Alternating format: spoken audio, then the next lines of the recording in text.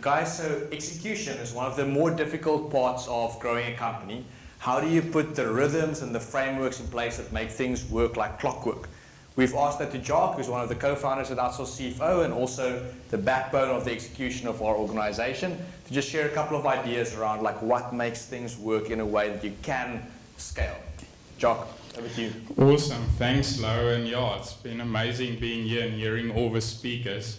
I think to keep with Dustin's rugby theme, something our Springbok coach recently said, it's not only about making the right decision, but making sure you execute well as well. And sometimes, and I think it's true for business, things doesn't fall flat at strategy, but at execution level. And that's kind of like where I'm heading with this spot today. So the focus, I mean, obviously executing to success is quite a wide topic. I'm going to focus in on meeting rhythms, the heartbeat of an organization.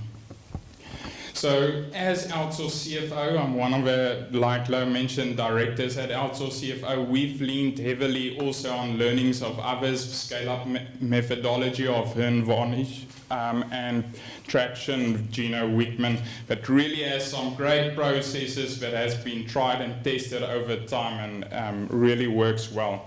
And I'll be going through some of that which we have applied at Outsource CFO and seen other businesses use as well. So I guess the question is, what does success look like? And like I think Uwais mentioned it earlier, is the BAG concept, that big, hairy, audacious goal, that larger than life thing that your venture sets out to accomplish. And that would be different for each business. So like ours, Carl earlier showed a mountain climb, and if we take the BAG and see it as a Mount Everest, the top point of summiting that mountain, breaking down your journey into sizable goals that you can reach over time, and over to 3 and 5 year goals, see that as your base camps that you would do in reaching that goal, and then breaking that down even further to your next quarter, your next goal. And if we look at that, you start at your BAG, you go down to your 3-year goal, 1 year, quarter, and then it triples down to your weekly and then daily focus areas and priorities. And that's where meeting rhythms then fit in. As an organization or a team is growing, communication becomes all the more important to keep everyone on the same page, to know of all the variables that's continually happening in a business, and to get those inputs to have everyone on the same page. So how to go about that? One way is establishing good meeting rhythms and just trusting the process in that sense. It can feel very mechanical in the beginning, getting that in place, but over time, as it gets traction, it starts paying off the dividends.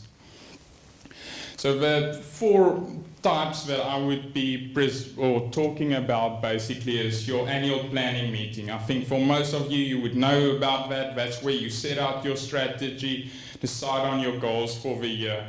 Then you have your quarterly type of off-site meeting where you break down your annual goals into bite-sized quarterly priorities, and then from there, taking that to weekly focus areas, basically splitting up your quarter into those 12 weeks, and then from there taking that even down to daily focus areas. Because the concept basically is, if you stay on track for your daily targets, you'll stay on track for your weekly targets, you'll stay on track for your quarterly targets, and so forth.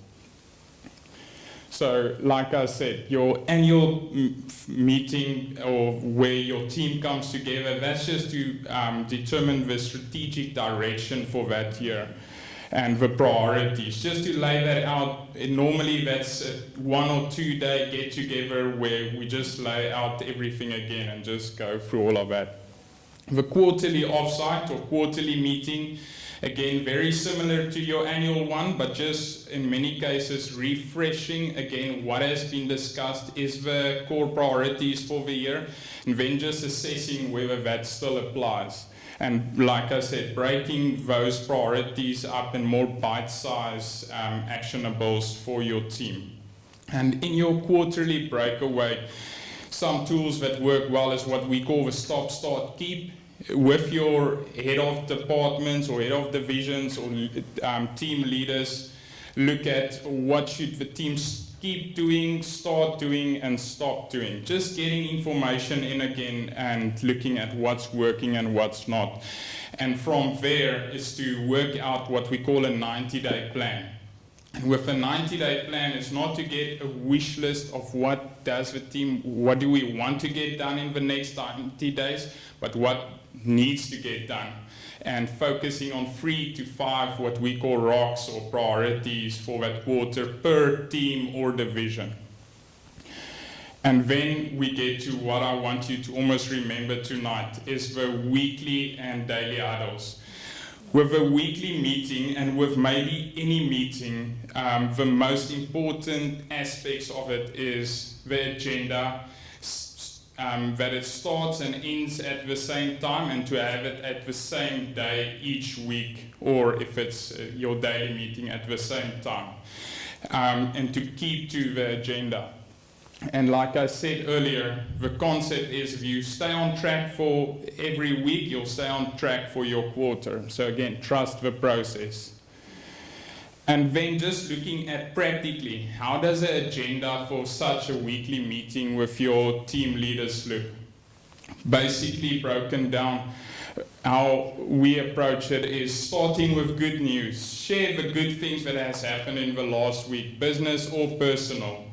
And then moving to a reporting phase where we report on the numbers, the priorities, and the people, and breaking that down even further. In numbers, what we call the scorecard, your KPIs, 10 to 15 items, looking at leading and lagging indicators, but more to leading indicators. So that's what is your revenue gonna be this month, not looking at last month's revenue as a lagging indicator, so your team can grow to be more proactive in that way.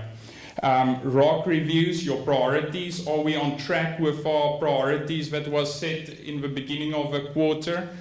And then headlines, people, so your customers and your clients. Just for everyone to give one-liners, what happened? Client X signed this week. Client Y accepted a new proposal, team member X did this great work on client Y, and so forth. And to, again, that reporting part is just to gather information for your team.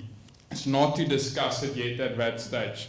Then we get to the to-do list part, and that's where, through the reporting process earlier, everyone would have kept their notes, and when we get to the to-do list part, first, we review the last week's to-dos, so to that concept of accountability. And the idea is not to have to-do lists from weeks gone past, but only to focus on getting each week to do the next week's, to review what was on the to-do list last week and make sure it gets done. And like I said, not to list things that's not going to get done just because it feels nice to list it. From there, we move into the important part of a meeting, is the IDS session. Identify, discuss, and solve. So with the IDS session, if you do that, we spend about half an hour on that. If you do that each week, you're going to solve basically 50 problems to 100 problems a year, which, again, if you add it up, is quite impressive. And then concluding the meeting is just to review what did we set is to do for next week. We rate the meeting, and next week we meet again. And then just in closing, the daily huddle is then just with the next level of your team or compartment of your team is then just to check in on the weekly meetings goals for one, and each team member just quickly shares what are they focusing on today, are there any stucks, and from there they can then escalate that or take it offline. And in that way, the whole team connects every day and every week on the most core priorities. And again, cascading from your daily meetings back to your weekly meetings to your quarterly meetings. If you keep it on track, it provides a platform to reach those goals. Thanks everyone, I hope that was helpful. Yeah, thanks.